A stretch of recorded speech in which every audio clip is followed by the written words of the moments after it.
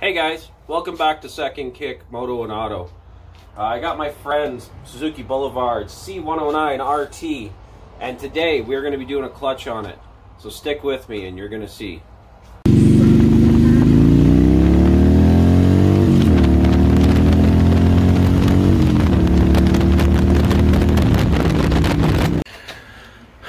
Okay guys, so we got the oil drained out, and you have a plug right here, and you have a plug right there. And I'm going to tighten those back up in a minute.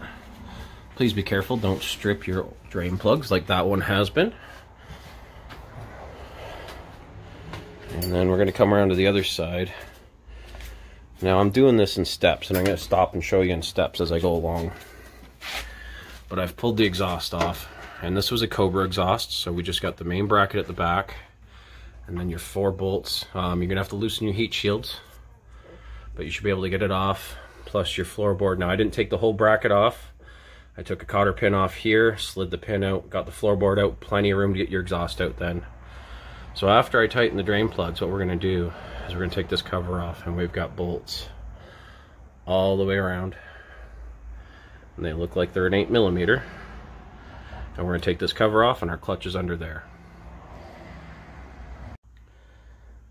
Okay guys, after we pulled off this side cover, now if you got a good gasket like this one has, don't bang up your cover too hard, but there are several pry points. I believe there was one up here, one down here, one in the front, and we had a good spot to get in. Just gently wiggle back and forth and you'll hear it pop.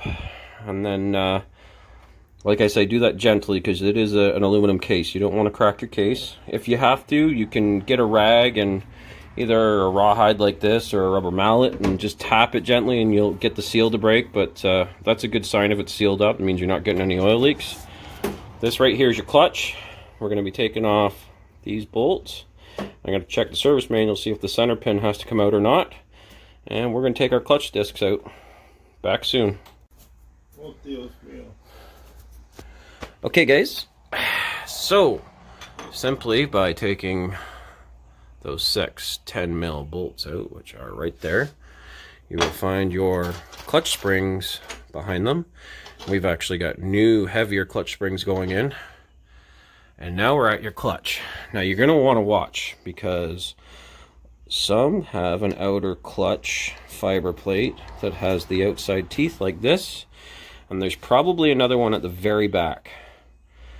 And then the rest will interlock in between, and you will see. And it's very simple. When you take these off, keep them in order, and then make sure you put your new ones back in the same order. And you just gently work and slide them out. Okay, so I'm going to come back to you when we got new clutch plates going in. Alright, so carefully we've got the new clutch pack in, and what we did is we actually had the old clutch pack, because you're going to use the steel from your old clutch pack because the steel doesn't wear out. But when you pull it out, leave it in order so then you can sort backwards in order until everything's back on, and every time you get to a fiber plate, put a new one on and put the old one aside.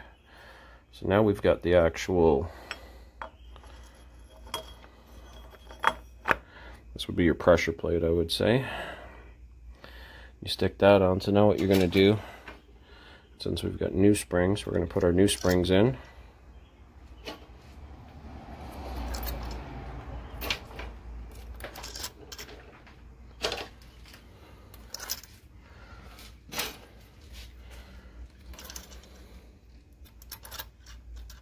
Then we will take the bolts we had before. We're actually going to start and put those in, and I'm going to look up the torque spec in a minute, and I will come back to you with that as I'm about to torque them. But basically you're going to pull these down until they're snug for now. Okay guys, my apologies. I had somebody stop by. I kept working and I completely forgot to record, but all that's changed is I've put the side cover on. So when you do the side cover, there's a couple spots where they want you to add gasket, and you can see it's like there's a top and bottom to the bottom end. They want it there, and there's a little electric connection. I actually do a little skim coat all the way around. Just very, very lightly on either side of the gasket to make sure that it adheres and it attaches properly. As long as it's very, very thin, like, I mean, almost can't see it, you're not going to hurt anything. So these are actually 7 foot-pounds, which means you need a tiny, tiny torque wrench for it. These are 16 foot-pounds. So we're going to do them, and when I do them, just like I did the clutch, now when I did the clutch, I cross-patterned it, and then went around and checked them all. So this is doing the same thing. I kind of jump back and forth when I do torque it. And since my help is gone, I have no way to record without using both hands. So hopefully at the end, when I get the exhaust going on, we'll be able to do a little more recording. Okay, so when I come back, this will be torqued on. It's going to be cleaned up because you want to get all your oil and grease off here so it doesn't bake onto your chrome. And then we will put the exhaust and the floorboard back on, and the clutch job is done.